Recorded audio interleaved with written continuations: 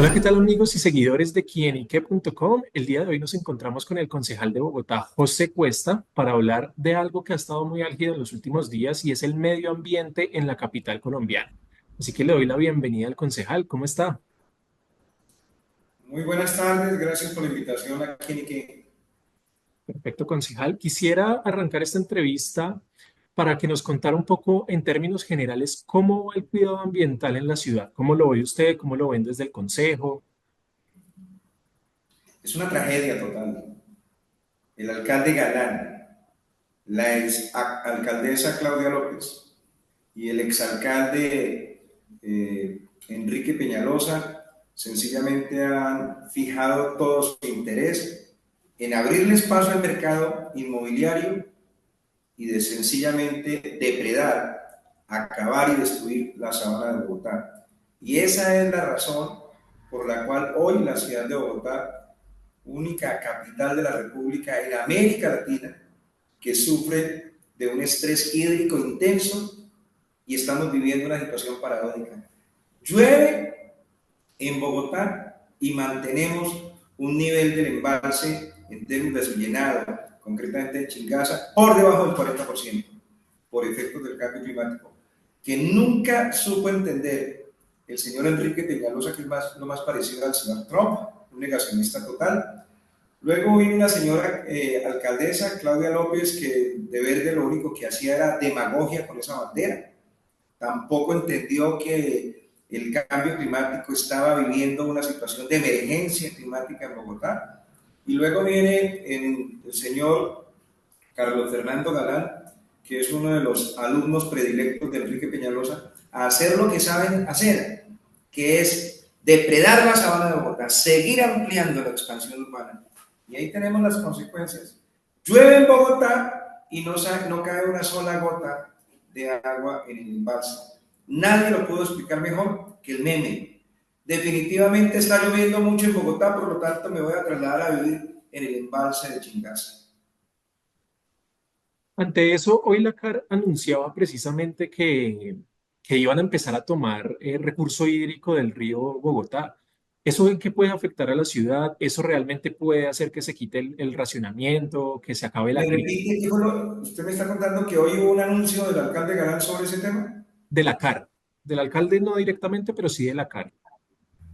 No, la Carlos que está diciendo, ojo con esto, cuando nosotros fuimos por primera vez invitados como Consejo de Bogotá recientemente posesionado, que eso debió ser como a mediados de febrero del año 24, Ujú. la gerenta Natacha Bendaña nos invitó a un desayuno de trabajo arriba en San Rafael, en el embalse de San Rafael que hace parte del sistema de Chicas. Y allí nos explicó las medidas que iban a tomar, entre ellas un mayor aprovechamiento del agregado norte, que tiene que ver fundamentalmente con hacer una mayor captación del agua del sector norte del río Bogotá. En ese momento estaba en algo así como 5.5 metros cúbicos por segundo de captación y lo aumentaron a 7,5 metros cúbicos por segundo. No conozco la información que está planteando usted, en el sentido, supongo que entonces van a aumentar a 9,5, que es lo que estaban pensando. Ya, ojo con este dato, yo quiero revisar, porque yo la verdad hasta ahora conozco la información. En cambio, sí tengo en mis manos el documento de la alerta ambiental expedida hace 2 meses atrás por la CAR, en donde estaba señalando que dado una serie de presencia de signos de deterioro climático en la ronda del río Bogotá, en donde se estaba haciendo esa maniobra hidráulica, se llama así técnicamente, pasar de 5.5 a 7.5, ellos observaron por denuncias de comunidades que viven allí en las zonas aferentes al río Bogotá, en la zona norte, que se estaban presentando una serie de signos y de manifestaciones como de deterioro ambiental. Y en ese orden de ideas, la CAR lo que manifestó fue lo siguiente, y es que podrían en un momento determinado tomar una determinación la CAR de revertir por razones de protección ambiental de los predios aledaños al río Bogotá en la zona norte, la medida, es decir, que perfectamente lo que ellos estaban considerando, nunca en el documento de hace 2 meses dijeron que iban a permitir el aumento de la captación. Por el contrario, lo que dijeron fue, estamos preocupados por una serie de efectos sobre la tierra, los predios que son aferentes a esa zona del norte del río Bogotá, y que entraban en un proceso de análisis, verificación e investigación, porque muy probablemente lo que anunciaron fue que iban a revertir la decisión. Me toma por sorpresa, porque eso fue lo que dijo el señor Alfred Ballesteros hace 2 meses. No sé exactamente, una pregunta, en cuanto la decisión que tomaron, en cuánto incrementa el nivel de captación. Tendría que confirmar el dato exactamente porque lo que se nombró esta mañana que estaba sonando bastante era que se iba a empezar a captar agua desde el río Bogotá, lo que permitía No, no, eh, pero es que ahí hay una... hacer el Podemos retroceso. hacer una cosita aquí, yo quiero mirar esto, ¿vale? Quiero mirar en internet, porque es que, no, la captación no es nueva. Es más, originalmente, voy a decir una cosa, la captación tiene historia. Empezaron con 3.5, lo subieron a 5.5. En el mes de febrero, que fue cuando nos invitaron a los concejales, decidieron incrementarlo a 7.5. Y ya con la presencia o con ese nivel de captación bastante elevado, en el informe de hace 2 meses, a comienzos de este año, lo que dijeron es que estaban preocupados porque había unos signos de malestar ambiental que podrían provocar el que la decisión que se tomase fuese el de revertirla en términos de reducirla a 5.5 metros cúbicos por segundo. Ahora, aquí ya lo dicen, la decisión permitirá al acueducto de la ciudad captar 1,5 metros cúbicos adicionales por segundo durante los meses de mayor precipitación, lo cual significa que vamos a pasar de 7.5, 8 a 9 metros cúbicos por segundo, que es lo que acabo de leer, no lo había visto. Bueno, eso es contradictorio, porque yo sí y le voy a pasar en algún momento esa misma entidad, hablando justamente de que habían encontrado signos, digamos, no vitales, sino de malestar ambiental por ese aumento, porque pues pasar de 5.5 a 7.5 es bastante atrevido, llamémoslo así, es atrevido. Entonces ellos estaban haciendo el monitoreo sobre las tierras de la zona norte del río Bogotá y habían encontrado signos de malestar ambiental, a tal punto que lo que advirtieron es que podían tomar la determinación contraria, que era revertir y volver a poner, digamos, en el mismo nivel de hace 3 meses atrás, en donde lo que se permitiera la captación de 5.5. Ahora, mi pregunta es la siguiente, como ya sé que efectivamente la CAR autoriza, ojo, ahí también hay una advertencia importante en lo que acabo de leer, es que es en los momentos de mayor precipitación. Ojo con esto, eso hay que saberlo leer con detalle. Lo están diciendo que de forma permanente, en los niveles de mayor precipitación, que es lo que se colige exactamente de los estudios del IDEAN, que están diciendo lo siguiente,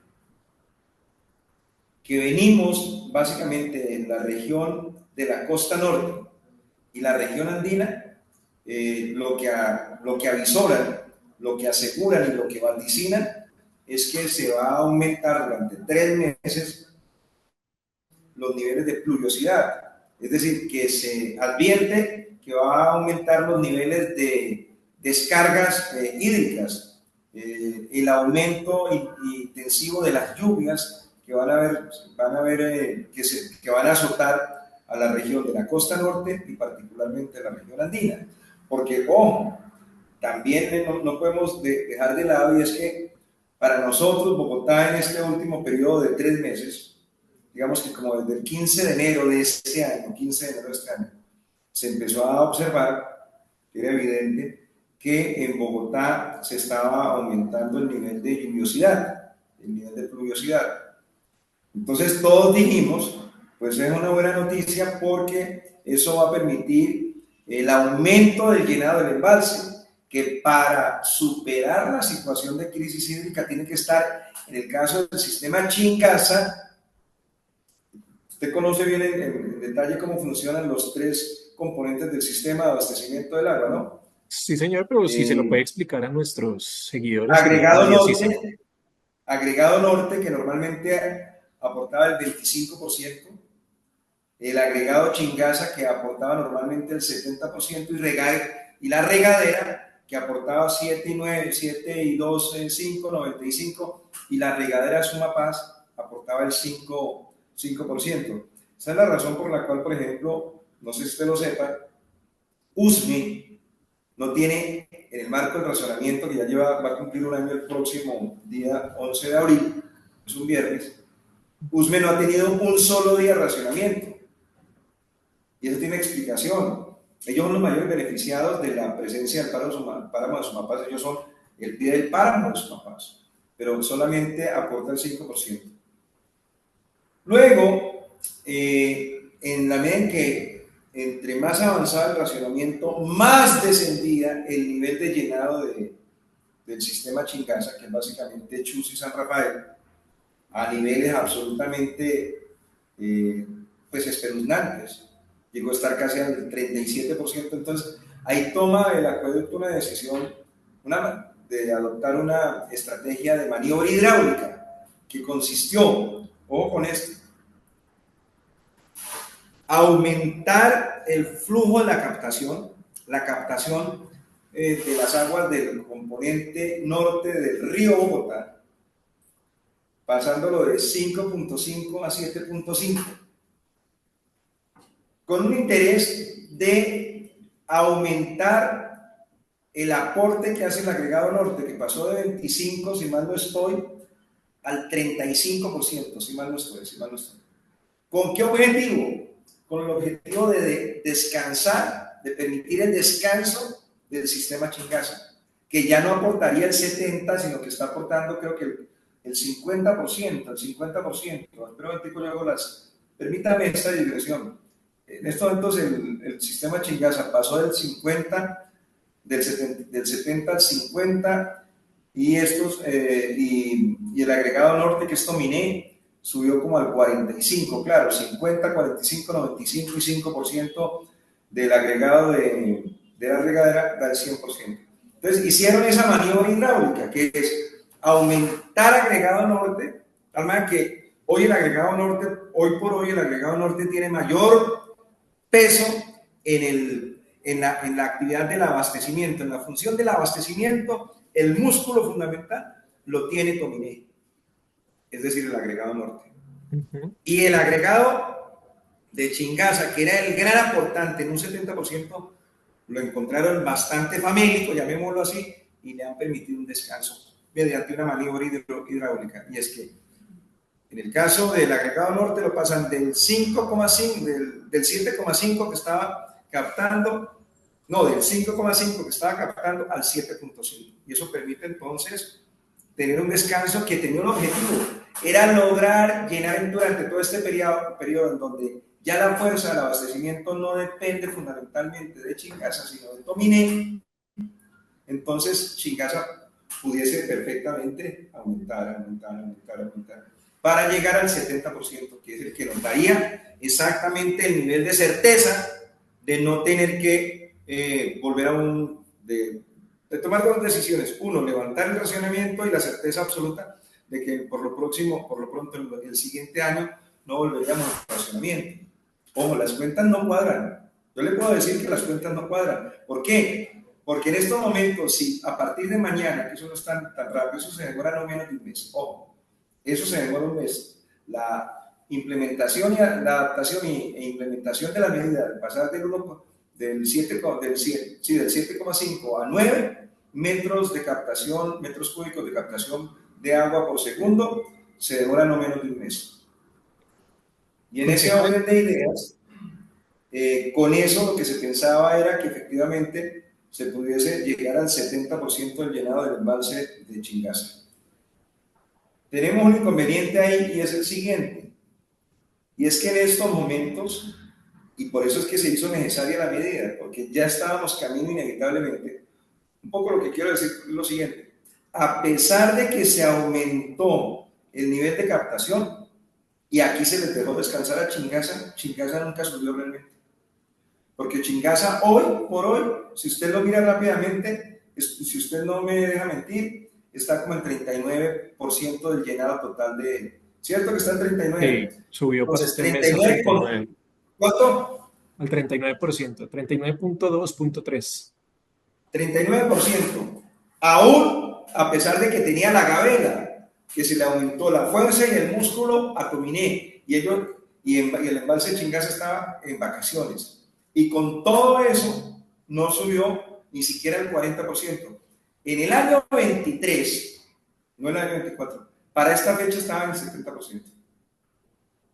sea, el impacto Ahora, fue muy entonces rápido. esa es la razón por la cual se explica que toman una decisión desesperada, porque íbamos camino de la hora cero, que es el 36%. Correcto. 36% en un momento en donde Tominé hizo todo el trabajo fuerte de acumular más agua para distribuir en el abastecimiento y Chingaza estaba más o menos de vacaciones. Y con todo eso no llegó ni siquiera a superar el 40%. ¿Sabe por qué? Que es lo que ¿Por no qué? quiere entender nuestro amigo Carlos Fernando Galán como alcalde. Es que el problema de la crisis hídrica se llama crisis climática, emergencia climática. No en vano, el Consejo de Bogotá en el año 20 aprobó el Acuerdo 790 que declara a la ciudad de Bogotá en emergencia climática. ¿Por qué? Y ahí viene una historia que yo quiero compartir con usted. Hasta el año 50, hasta el año, digamos, hasta el año 50, Bogotá dependió en materia hídrica de la región andina, de la cuenca de la región andina, de la Sí. cuenca del río Bogotá, de la cuenca del río Bogotá, esa es la región andina. Ya para 1938-36, un hombre muy importante en la historia del agua en Bogotá, que se llama el ingeniero Francisco Wiesner, advirtió que dado el fenómeno de crecimiento desbordado de Bogotá, que pasó de tener 100.000 habitantes por allá en 300.000 habitantes en 1920, a 1948 ya teníamos 500.000. Y el señor ya desde el 38 empezó a emitir alertas tempranas. Ojo, Bogotá se va a quedar sin agua. Ojo, Bogotá se va a quedar sin agua. Esta discusión no es nueva. 1936, yo le he hecho la historia, yo le he hecho el seguimiento a la historia del agua, que es maravillosa. El señor, ustedes saben muy bien que hay una planta procesadora de agua potable que se llama la planta Wiesner. Es en homenaje a un señor que desde el año 36-38 se convirtió durante 50 años en el gerente de la empresa de acueducto. El hombre que más sabía de agua era ese señor. Y ese señor desde el 36-38 empezó a decir pilas, pilas, Bogotá se va a quedar sin agua, pilas, Bogotá empezó a... Y hay que decirlo que ese señor fue en buena medida el gestor y jalonador del proceso que después se va a llamar Chingaza 1. Él ya advertía eso, él ya advertía eso, él ya advertía eso.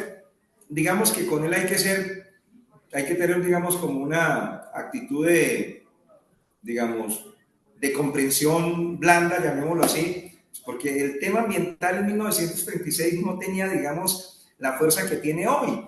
Entonces, él lo Claro. único que estaba pensando era que la ciudad iba a crecer desbordadamente y que Bogotá, con los recursos de la cuenca de la región andina, no era suficiente. Ellos empezaron a pensar en los estudios que era necesario acudir a la cuenca hidrográfica de la Orinoquía.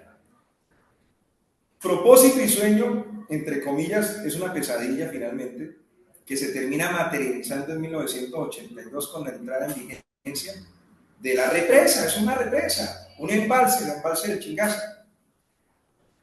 ¿Y qué es lo que se hace? Como ya no hay agua en la cuenca de la región andina, porque así simultáneamente a partir de eso venía el proceso de la expansión urbana promovido por los guerreros. Los guerreros han sido los planificadores urbanos del país, o sea, los que se dedican a hacer la guerra, que no fueron, digamos, una cosa es que los que disparan, el que le pone el dedo en el gatillo, esos son la soldadura, llamémoslo así, las élites colombianas metieron en las guerras a este país, y las guerras fueron las planificadoras de las ciudades. Esa es mi tesis que la he esbozado 1000 veces acá. En Bogotá y en Colombia no fueron ni los arquitectos ni los ingenieros civiles los que ordenaron el desarrollo de las ciudades. No fueron ni el compás ni la regla, fueron el Kalashnikov y la mina Quiebrapatas. Y entonces esa guerra empezó a expulsar. En la primera guerra, digamos, del siglo XX, que es la de los liberales y conservadores, eso dejó 300.000 muertos y como casi 3 millones de desplazados. Región andina. Esa guerra solamente se dio en la región andina. Tolima, Meta, Cundinamarca y Boyacá. ¿Dónde terminan parando toda esa cantidad de desplazados? Bogotá. Y ya en ese momento pasamos de 500.000 habitantes a 3 millones de habitantes. Y ya se hizo necesario entonces ese famoso embalse. Y empezamos nosotros a beber aguas para vivir, beber aguas que dependían de la región de la Orinoquía. ¿Cómo? Se hizo un trasvase, así lo llaman, un trasvase del río Guatiquía, que normalmente miraba hacia allá. ¿Hacia dónde? Hacia el oriente. El cauce natural del río Guatiquía es hacia allá, hacia la Orinoquía. ¿Qué hicieron los expertos en torcerle el agua a la naturaleza, en torcerle el cuello a la naturaleza? Pusieron a mirar el río Guatiquía para que ofrendase sus aguas exactamente en Chingaza. Eso es lo que se hizo, se llama una maniobra hidráulica, con unos costos ambientales gigantescos. Desecaron la región de la Orinoquía, que es la despensa alimentaria de la región metropolitana. Y ahora el señor Galán, en medio de esta situación, no ha entendido que ya nos comimos las aguas de la región de la Orinoquía, de la cuenca de la Orinoquía. Le quitamos el agua y el agua para la vida de millones de habitantes de este país por el lado de la región de la Orinoquía. Y eso se está acabando. Y ahora quieren exprimir, digamos, torcerle más el cuello al Guatiquía para seguir recogiendo los conchitos de agua de la cuenca de la Orinoquía y ponerlas en Chingaza 2. Y resulta que ya nosotros desde hace como unos 10 años o 5 años, nosotros ya no dependemos para el abastecimiento del agua potable en Bogotá de las aguas de la región de la Orinoquía. ¿De dónde estamos? Las aguas que están llegando a su casa y a mi casa, ¿de dónde vienen? De la cuenca de la Amazonía. Okay. De la cuenca de la Amazonía. Y entonces ahí aparece una cosa mágica, bellísima, y es que ahí hay otro proceso distinto al del trasvase, y ahí hay un proceso que se denomina técnicamente evapotranspiración. Estamos en la Amazonía. La Amazonía hoy es la madre de la vida de Bogotá. ¿Quién lo creyera? Y eso es cantidad de millones, de trillones de grandes árboles con unas gigantescas copas captan la lluviosidad permanente de la selva. Y entonces crean una especie de embalses naturales. Y después vienen los vientos alisios y comienzan a rodar, a hacer que ruede y a que se muevan los famosos ríos, los ríos voladores. Están las aguas aquí concentradas en estado gaseoso, exactamente, porque allá llueve permanentemente, porque ese es el hábitat natural de la selva. Y están las copas gigantescas como una especie de piscinas. Y ya hay un momento en un momento determinado hay unos vientos y el sol, y terminan moviendo con una fuerza enorme esos ríos voladores. Y esos ríos voladores terminan llegando a contactarse con la región andina y concretamente con el páramo de Sumapaz, Chingaza y el páramo de Guerrero. Entonces comienza el agua. Pero ¿cuál es el tema? Que ahora en medio de este cambio climático no está cayendo agua de la Amazonía. ¿Por qué? Por efectos del proceso de la deforestación. Y termino con esto. Entonces el señor Galán, que es una diferencia cualitativa enorme que yo tengo con él, está pensando construir Chingaza 2 y los mismos cibernautas le dicen, pero ¿usted qué está diciendo? Usted construye Seneja. Primero que de todas maneras es una gran afectación porque significará construir una obra de infraestructura con concreto, con acero, con túneles, conductores, etcétera, sobre el páramo de Chingaza. ¿Y quién le va a proveer el agua? ¿Acaso usted termina la obra y ya se va a llenar? Necesita llenarla. Y resulta que hoy la gran fuente y afluente para llenar los embalses que estén construyendo allá es exactamente el Amazonas. Por eso yo le dije, y con esto termino, yo le dije a Galán, al alcalde Galán, en medio de la COP16, le hizo una carta maravillosa. Le dije, Galán, ya nosotros no dependemos ni de la Orinoquía ni de la cuenca hidrográfica de la región andina. el agua de Bogotá hay que empezarla a cultivar en el Amazonas. Hice una propuesta absolutamente herética y maravillosa. Le dije, tome la determinación. Es más, me quedé corto en la cifra que mencioné. Yo creo que hay que hacer es una compra de 1 billón de pesos. La carta original decía 200.000 millones de pesos. Comprar bonos de carbono. Distrito Capital, con plata del presupuesto del Distrito Capital, pensando en sembrar agua para los bogotanos, toma la determinación de invertir 1 billón de pesos en la restauración ecosistémica de la selva de la Amazonía. Si le paran bolas a esta propuesta, vamos a tener nosotros asegurado agüita, como diría Jorge Barón, para mi gente, para toda la gente en Bogotá en los próximos 50 años. No hace eso porque no entiende cuál es el fenómeno y las causas y las consecuencias del fenómeno de la crisis climática. Concejal, y en cuanto a lo que usted hablaba de Galán y todo, dos cosas. La primera, ¿por qué si las cuentas no nos dan? ¿Por qué Galán aseguraba hace un par de semanas que para abril más o menos o mayo se podría estar levantando el racionamiento? Y lo segundo, ¿por qué, o más bien, qué implicaría que se suspenda la resolución del Ministerio de Ambiente que había emitido sobre el ordenamiento en la sabana? No le entendí muy bien, es que abrieron la puerta y no le escuché bien. Tranquilo, le estaba haciendo dos preguntas puntuales. La primera, sobre lo que dijo Galán hace un par de semanas de que se podía levantar o había una posibilidad de levantar el racionamiento en este mes, en el mes de abril. Y lo segundo es qué implica que se suspenda la resolución que el Ministerio de Ambiente había emitido sobre el ordenamiento de la sabana. ¿Eso qué implicaciones le trae a la capital? Muy bien. Quiero decirle que está más lejos, o sea, se está distanciando más ese deseo que él tiene, que es un deseo político para enfrentar la crisis. La gente en Bogotá está iracunda, porque ese racionamiento hídrico no atiende a resolver las causas de raíz que generó el fenómeno del racionamiento hídrico. O sea, la gente lo entendió al principio como una medida que efectivamente podía aportar a gestionar el problema de la crisis hídrica.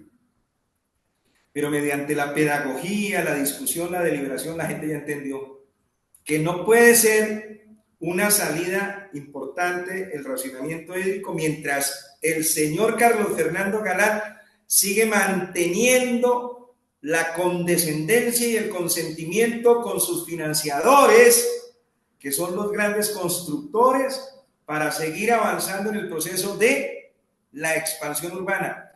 Ojo con esto, digamos, este año que se va a cumplir el 11 de abril ha sido muy interesante porque la gente empezó a entender de la historia del agua, de las implicaciones geopolíticas del agua, de las implicaciones económicas del agua, de la inequidad en el abastecimiento del agua. Y entonces, cuando nos meten el racionamiento, la gente no tenía ni la menor idea de por qué.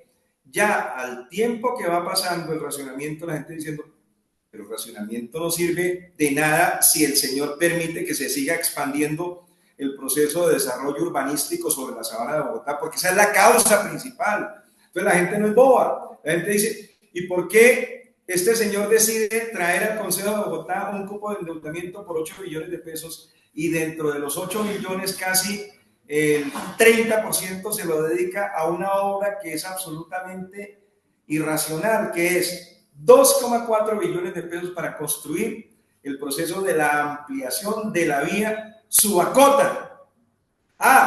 Alguien dirá, las comunidades lo quieren, sí, pero las comunidades dicen que sea sobre la base de poder establecer unos estudios de diagnósticos de alternativas ambientales para que no se siga depredando la reserva Tomás Van der Hamen. Porque en este gobierno y en el de Claudia López se permitió la sustracción ecocida de 21 hectáreas de la reserva Tomás Van der Hamen para abrirle la conectividad vial, sacrificando la conectividad ecosistémica de Bogotá a los grandes amigos de Peñalosa y de Galán, que son la fiduciaria de Lagos de Torca. Entonces, la gente dice, pero ¿por qué no siguen clavando el racionamiento cuando perfectamente la salida es fijarle un freno inmediato, par inmediato al proceso de la expansión urbana, para garantizar que lo poquito que queda de sabana de Bogotá con Dinamarca se dedique a la protección, tal como lo establece el artículo 61 de la ley de 1999, que es la ley del Sistema Nacional Ambiental. La ley de 1993, que es la ley 99, que declara como área estratégica de interés nacional para la nación todo lo que significa la Sabana de Bogotá. ¿Por qué? Porque ahí está el agua para proteger, y está también las posibilidades de desarrollo de la seguridad alimentaria. Y entonces la ministra dura 2 años y medio, Susana Mohamed, construyendo con todos los actores, con todos, incluido el distrito. Yo estuve en una de las 40 audiencias públicas y ahí estaba el distrito sentado. Y después Carlos Fernando Galán, atendiendo las exigencias de sus patronos, que son exactamente los constructores, sale a decir hace 15 días que al distrito no lo habían consultado. Por eso surgió nuestra propuesta constituyente por el agua ya. Camacol es importante para Bogotá, sí. Los señores de Pro Bogotá son importantes para Bogotá, sí, pero aquí quienes mandan son los ciudadanos.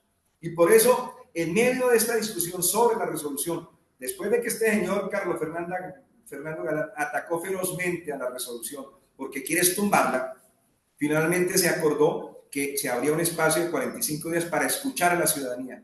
Y aquí es tan importante la opinión de Pro Bogotá, tan importante escuchar la opinión de Camacol como escuchar la opinión de 8 millones de bogotanos. Porque el agua tiene que ser para la vida y no para Coca-Cola. El agua tiene que ser para la vida de los habitantes de Bogotá y Cundinamarca y no para Postobón. Porque también, y con esto termino, este fenómeno de crisis hídrica también permitió que se revelase un fenómeno que nosotros no hemos advertido.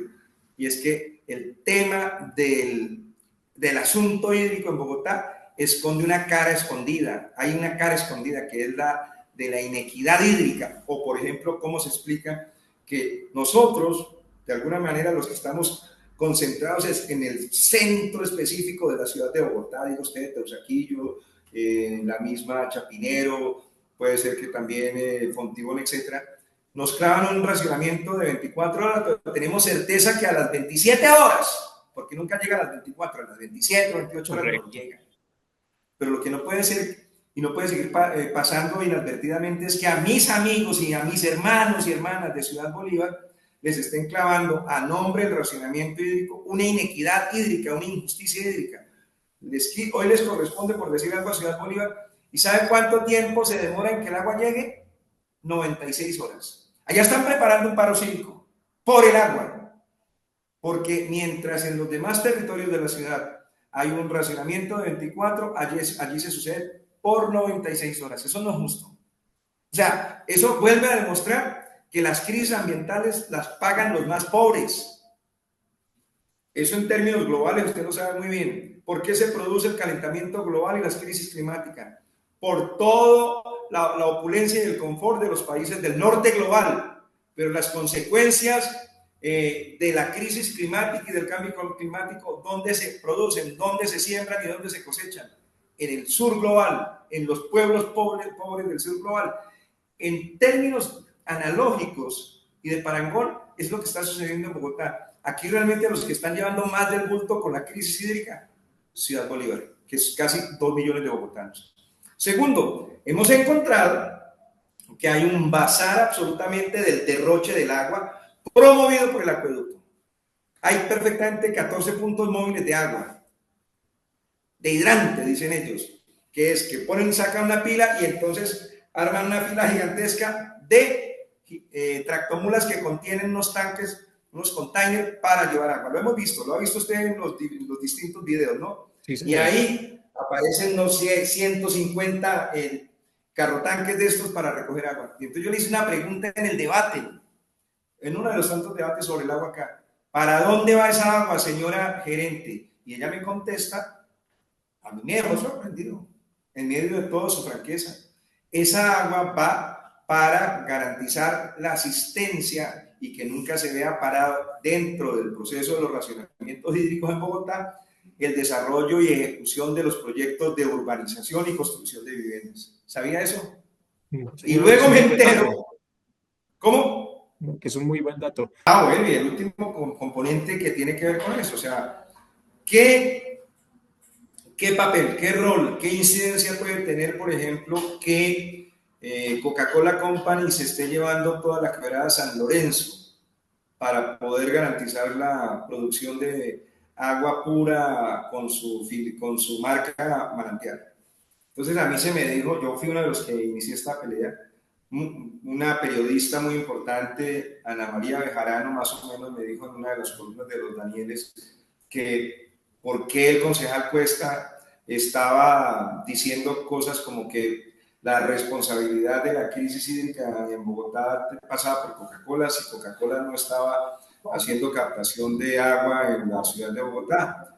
Y yo le demostré técnicamente que sí los Bogotá, porque me trataban de decir obviamente todas las redes sociales diciendo que yo era una especie de metiches, que los bogotanos no teníamos nada que ver en esta discusión que es básicamente con la calidad. Es cierto, Coca-Cola capta todas las aguas de la quebrada San Lorenzo en La Calera, pero lo que nunca le dijeron fue lo siguiente: Cundinamarca La Calera tiene 35.000 habitantes, con los pocos recursos que le quedan al municipio y al acueducto del municipio de La Calera después de que se lo lleva todo Coca-Cola a precios absolutamente risibles, es decir, es regalado, con digamos, con un agravante, es que o con un elemento que hay que tener en cuenta, y es que el agua de San Lorenzo, de la quebrada de San Lorenzo, es tan pura que no necesita tratamiento. O sea que ese es un negocio, 0 pesos de inversión. Resulta que como le queda muy poca agua al municipio de La Calera, entonces con las aguas que le quedan, el acueducto de La Calera no es capaz de entregarle al 100% el agua potable en sus casas. Se quedan 15.000 calerunos y calerunas por fuera. Eso es el 30%. El 30%. Y esos 15.000 habitantes de La Calera que tienen toda el agua del mundo ahí y que quedan sin agua por razones de la concesión que le otorgó la CAR, eso no se nos puede olvidar, y que está pendiente que tome la decisión estos días. Eso se venció en diciembre del año pasado. Yo hice un plantón con casi 300 personas allá diciéndole al director de la CAR, no le entregue, no le renueve la concesión. Se ha hecho el pendejo. Se ha hecho el pendejo, Ballesteros. Muy ambientalista, entre comillas, y todo, pero se ha hecho el pendejo. Hay un clamor generalizado para que no le renueve la concesión. ¿Por qué fuimos nosotros bogotanos a meternos en el tema de la concesión? Porque está afectando a Bogotá, dado que los 15.000 calerunos y calerunas que no logran el agua potable para su consumo mediante el abastecimiento por medio del servicio que presta la empresa municipal del acueducto de La Calera, ¿quién los asume? ¿Quién responde por ellos? Bogotá.